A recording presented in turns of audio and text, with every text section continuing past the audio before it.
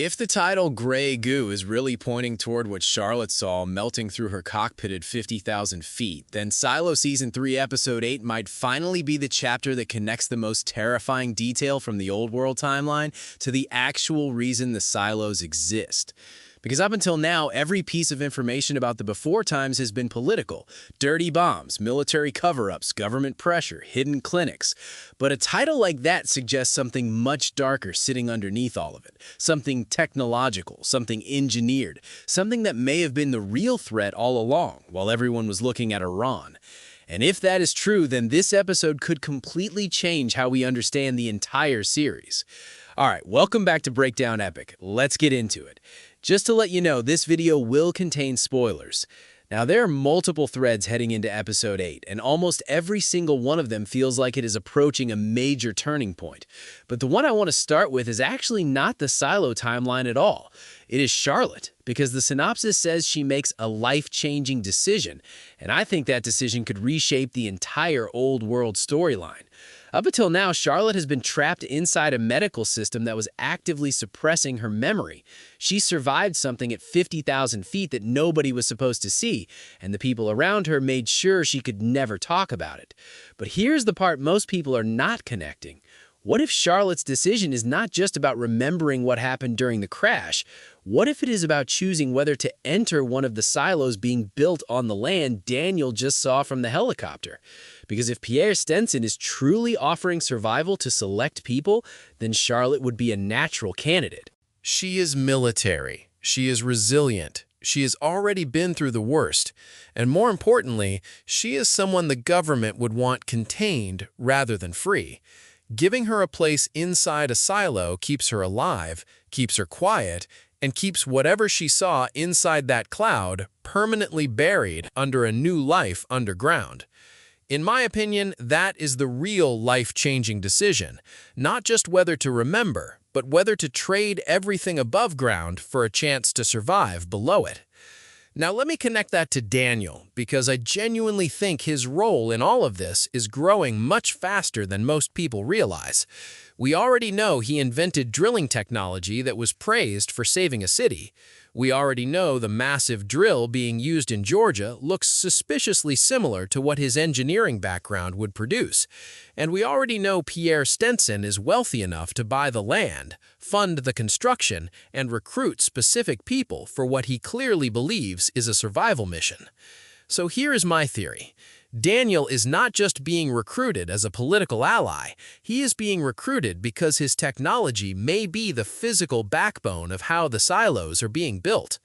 That would make him one of the most important people in the entire project, not a bystander, an architect.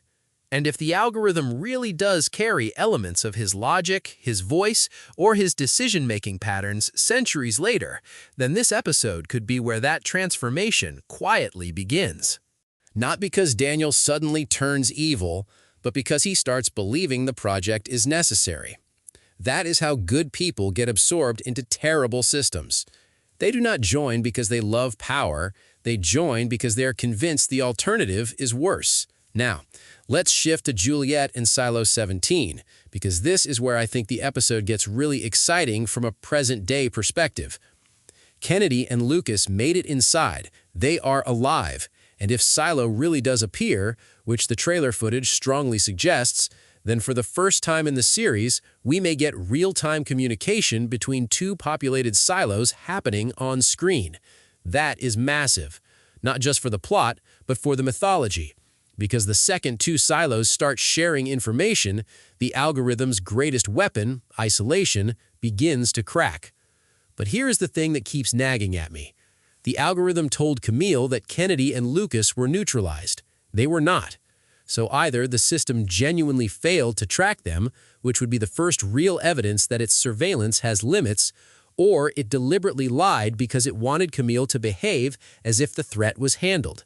And honestly, I think the second option is much more dangerous, because it means the algorithm is not just monitoring people anymore, it is managing the people who think they are managing the silo. That is a level of manipulation that goes beyond simple oversight. It turns Camille into a puppet who believes she is the puppeteer. Wait, let me go back to that for a second, because this also connects to Knox and his father, which is the other major thread the synopsis is teasing. Knox's father was supposedly dead for 2 years. Turns out he is not, and now he apparently has a secret to reveal. In my opinion, whatever Gus has been building or hiding is directly connected to the supply thefts that have been quietly destabilizing the silo all season. The show has been very specific about what is being stolen. Irreplaceable items like light bulbs that cannot be manufactured inside the silo. That level of detail is never random. It suggests someone is stockpiling resources for something specific. And if Gus created a device or a route that allows people to move between sections of the silo without being tracked, that would explain how Glenda Harwood appeared in 2 places within minutes on the security footage. It would also explain why Orla died. She found evidence of the operation and was killed before she could report it. Now here is my added theory that I think ties everything together. What if the supply thefts are not just black market activity? What if someone inside Silo 18 is preparing for a scenario where the main silo structure fails completely?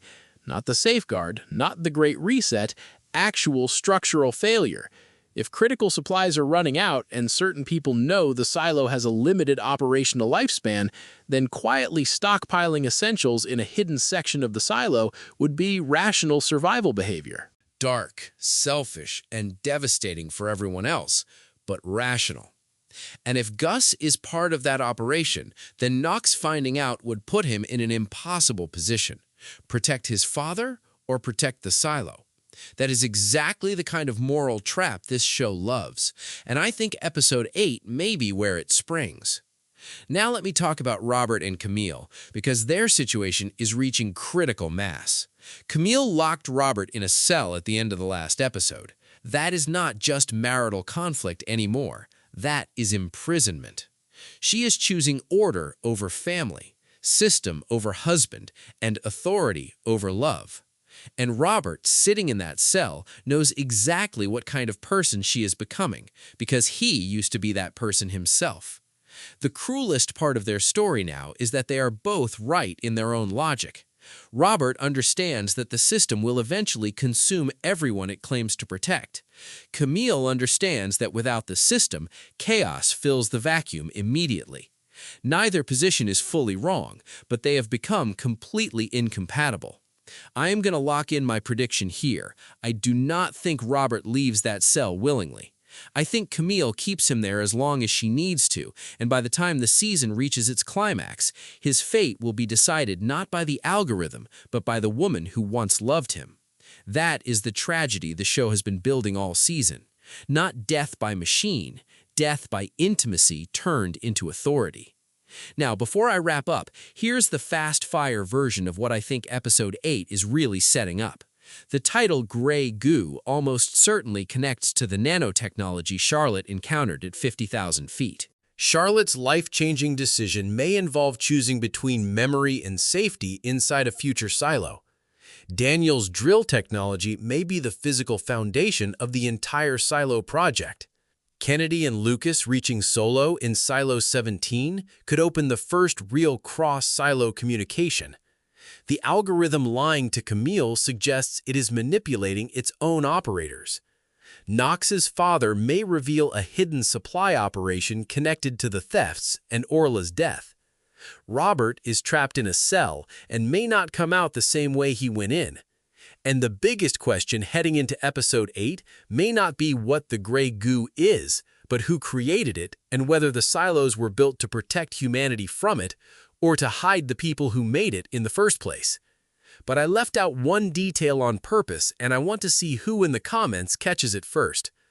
If you enjoyed this video, make sure to like, subscribe, and let me know in the comments, do you think the Gray Goo was an accident, a weapon, or something that was always supposed to exist?